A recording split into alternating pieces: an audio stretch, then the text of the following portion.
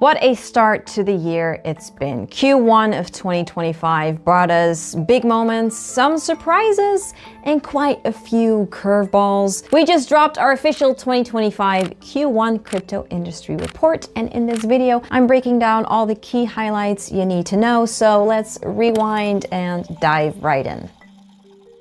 Q1 was a rocky ride. Total market cap peaked at 3.8 trillion just 2 days before Trump's inauguration in January, before sliding all the way down to 2.8 trillion by the end of March. Daily trading volumes dropped hard too, from 201 billion to 141 billion, a 27% dip from the previous quarter. AI tokens also faced the battlefield and were hit with price drawdowns across the board. Big names like Near, ICP, TAO, and Render were down between 46% to 50%. The one standout was Story Protocol's new IP token, which surged 152%. But it wasn't all doom and gloom, as the stablecoin sector continued to see growth. It hit a new all-time high market cap of 226 billion, largely due to USDC, USDT, and USDS. Meme coins, artificial intelligence, and AI agents took everyone's attention this quarter and held the top 3 spots in trending categories. And of the overall top 20 crypto narratives, 6 were meme categories, while 5 were AI related. Q1 had its fair share of big events. In January, Solana's DEX volume smashed records by reaching 3.8 billion in 24 hours, beating Ethereum and Base combined. Trump dropped his own meme coin. Abstract, the Pudgy Penguin affiliated chain, launched its mainnet to generally positive feedback. February was the month for upgrades and mainnet launches. We got Uniswap v4, Barachain, Arweave's AO, Unichain, and Hyperliquid EVM. Also, OpenSea confirmed that the C token is on its way, and FTX users have finally started getting their repayments. In March, there were some regulatory wins brought by the Trump administration, at least before all the tariff business wreaked havoc on the market. The US Senate overturned the crypto tax reporting rule. Trump signed an order to build a strategic Bitcoin reserve, and the US Genius Act for stablecoins secured bipartisan support when passed through the US Senate Banking Committee. And in a pivotal moment, the SEC dropped its appeal against Ripple Labs, possibly making XRP's future a lot brighter. In other news, Ethena and Securitize unveiled the upcoming Converge network to support real-world tokenized applications and more. We can expect the mainnet to go live at the end of Q2 this year. Now, let's zoom in on Bitcoin. It hit a new all-time high of 106,182 on January 22nd, and then dropped 12% due to fears over US tariffs. Daily trading volume dipped 26% quarter on quarter, although we saw a spike on February 28th during a broader sell-off.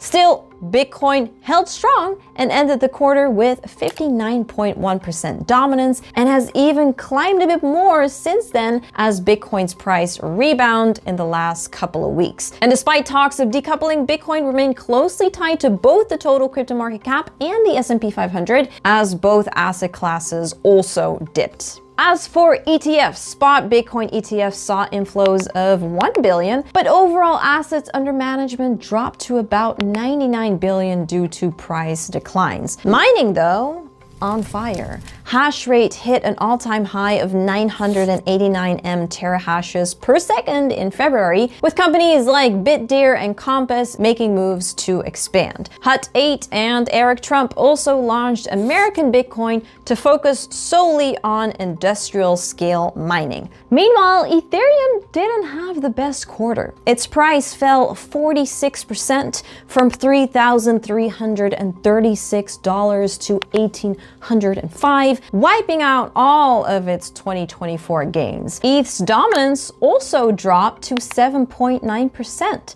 the lowest since 2019. And on top of that, ETH was highly inflationary with only 47.2k ETH burned versus 232.2k ETH emitted. Despite market conditions, Solana managed to have its moment thanks to Trump. After he launched his official meme coin on Solana, Sol pumped 39% and hit a new all-time high of $293. But the hype didn't last. Following the launch of Melania and Trump's inauguration and the promotion of Libra by Argentinian President Javier Milei, Sol crashed to a low of $115 before recovering a bit to $125 by March end. However, it has since climbed past $150 in April. The Libragate scandal, where the Libra token experienced a classic pump and dump rug pull, has so far marked the top of the meme craze. Back in January, daily tokens deployed on Pump Fund spiked to a mind-boggling high of 72k, but has since taken a nosedive. Over in DeFi, the market cap dipped from 119 billion to 96 billion as initial excitement around Trump's pro-crypto administration slowly turned into fears of a full-blown trade war. Despite that, DeFi managed to keep its share of the total crypto market steady at 3.5% thanks to renewed attention on stablecoins and real-world asset tokens. 48.9 billion was erased from total DeFi TVL across all chains, mainly due to altcoin depreciation. NFTs were also having a rough time this quarter, at least on Ethereum. ETH NFT volumes crashed 85% to just 132 million. While CryptoPunks did see an increase in trading activity, volumes for Pudgy Penguins dropped significantly after the launch of Abstract. But Bitcoin ordinals stole the spotlight. Trading volumes jumped nearly